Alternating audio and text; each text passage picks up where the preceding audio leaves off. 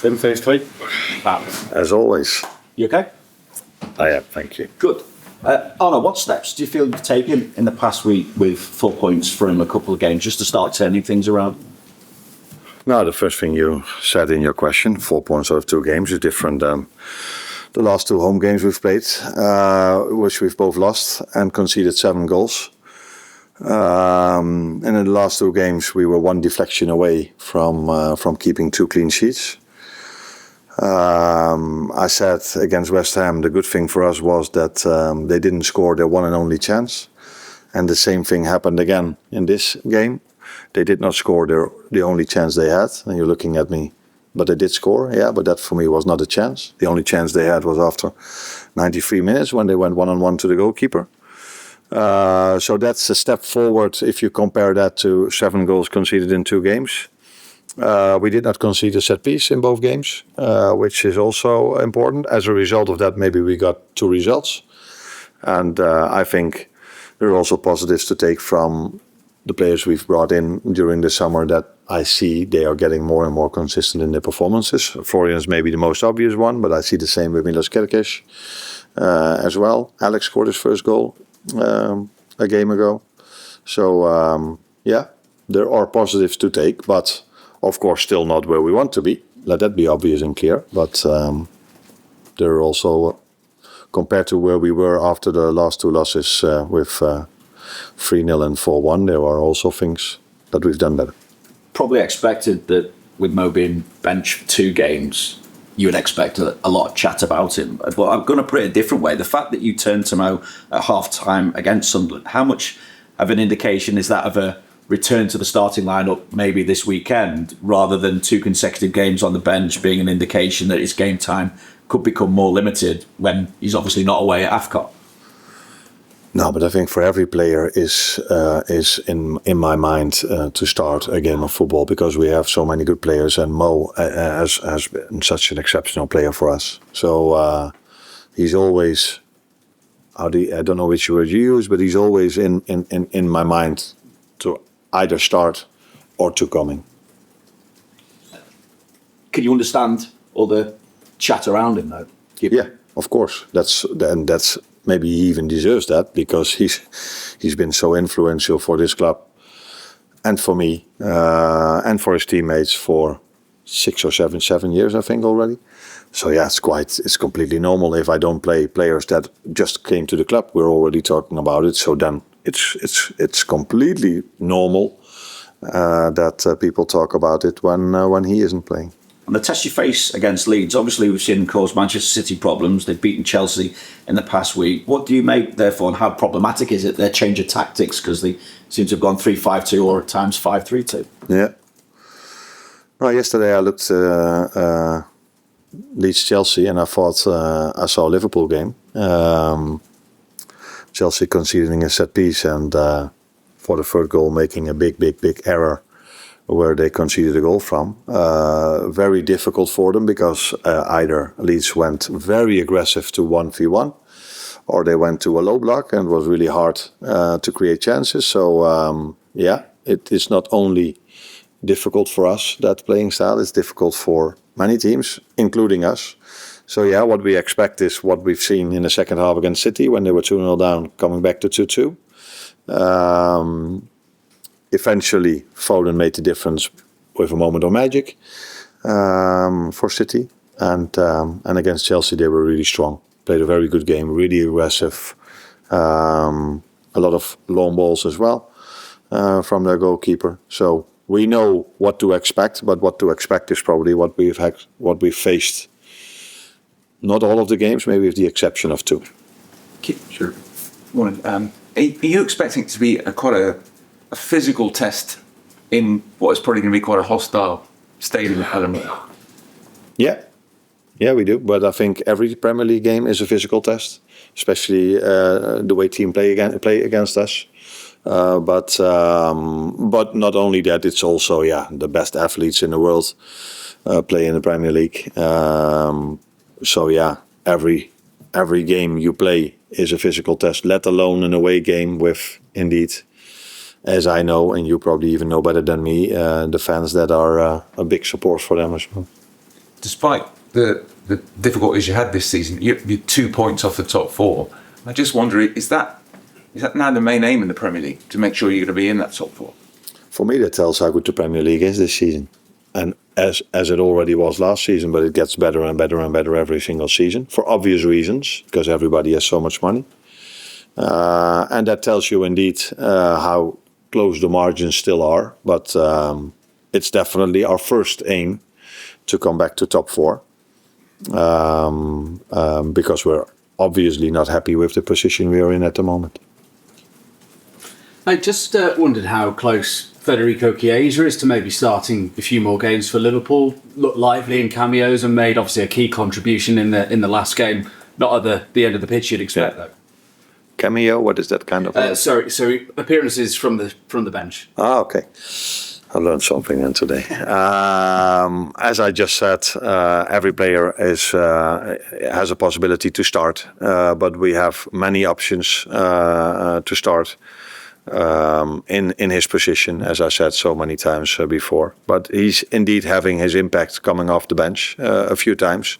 So normally you bring a striker in to score a goal, but he in this situation kept on running in a moment where a player could also feel, I don't think it's I can do a lot anymore, because he's going to go 1v1. So it tells you also the mentality he has not to concede. And that's a good thing, because that's what not only defenders should have, that's also what attackers should have. And where is Florian Wirtz's confidence at the moment? Obviously made a vital contribution to the goal the other night, but still doesn't have a goal to his name yet. No, but if you can only have confidence if you score goals, that would be the wrong thing. I think you can see where his confidence at if you look at the last two games, how many times he wants the ball and how many times his teammates play him the ball.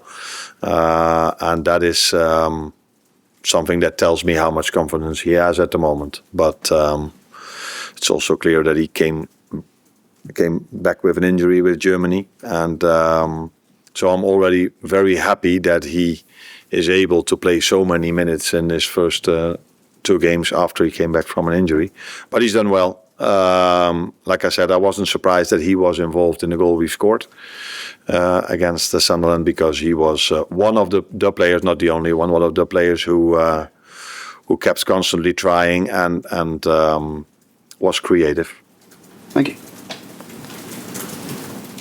Might play on it. Can I just check on team news? Do you expect Conor Bradley to be back involved? Did everyone get through the Sunderland game okay? Yeah, they did. Joe Gomez got a knock in the West Ham game, but was still able to start. But he couldn't make the full 90 minutes. But I think he will be able to train again today. So yesterday was a recovery day for most of them. Today we will train again, and let's see where they are. But Conor Bradley has trained this week, so I expect him to train today, and then he is available to be in the squad tomorrow. Hi Arne, I wanted to ask you about Cody Gakpo. I mean, if you think back to last season, when he was at his best, he was in a fierce battle for his place with Luis Diaz. And even when they lined up together, there was the chance that one of the other strikers would come on and Luis Diaz would go out to the left. I think if you look in Premier League and Champions League last season, Cody played the full 90 only 6 times. Whereas already this season he's played 10 times. We haven't seen a lot of Rio and Gamo in recent weeks in those competitions, and we haven't seen Hugo Ekitike tried off the left, as we heard that may well be an option. Do you think Cody's maybe suffering a little bit from not having that razor-sharp competition for his starting place? Oh, that's an interesting way of looking at it. Because you can also look at it in a way, if a player plays a lot, this gives him consistency, self-confidence.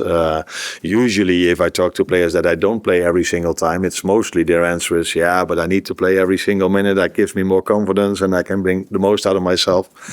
And now you say the opposite. So the reason why I haven't tried Hugo a lot of times off the left is an obvious one,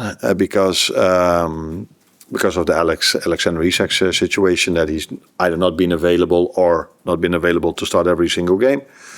And Rio has had his minutes, but for a 17-year-old, he's already had much more minutes than any other 17-year-old at any other club in the Premier League. So that's positive for him, and I think I don't think Cody suffers from the fact that he doesn't have competition, because there are players that can play in his position.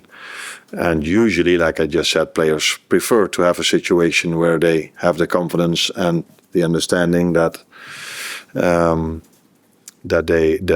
they might play many minutes. Me? Hi Arne, this is Valentin from the Hungarian sports media. I would like to ask you about Dominic. You said before that he's more of a midfielder than a winger or a right back, but he plays for roles. How do you plan to maximize his influence in the central area against Leeds? Will he play in the central area? In the long term, he will play in the central area. Yeah, that's for sure. Maybe also in the midterm, and maybe even tomorrow. But he is one of the few players that can play in multiple positions. And unfortunately for us, we've had injuries in certain positions. Not one, but then like two both fullbacks are injured for a long time, for a few weeks already. So and in the start of the season as well. So that's why I used him in different positions, and he did well, by the way, in every position he played in. In the last 2 games, he's been very important for the team in the role he had, because, like I just said, he's part of a team that only conceded. There was only 1 deflection away from 2 clean sheets, and he had a free roll off the right. So still, he's a lot of times in the middle. I think if you look at his positioning in the first half compared to the second half against Sunderland, I think a heat map will show that he was 9 out of 10 times in the same position in the first half as he was in the second half. Or in the second half he played as a midfielder, and the first half he played as an inverted winger. So yeah, we can use him in every position, but for the mid and long term, and maybe even for the short term, we will use him in the middle. All right, thank you. If we have no injuries, that I have to include to it. I am. After scoring his first Premier League goal, Alexander Isak, just a bit of straight knife for him. The other night didn't have too many chances. How do you get the best out of him consistently? How do you get him those chances, especially when teams are playing low and the hard to break down?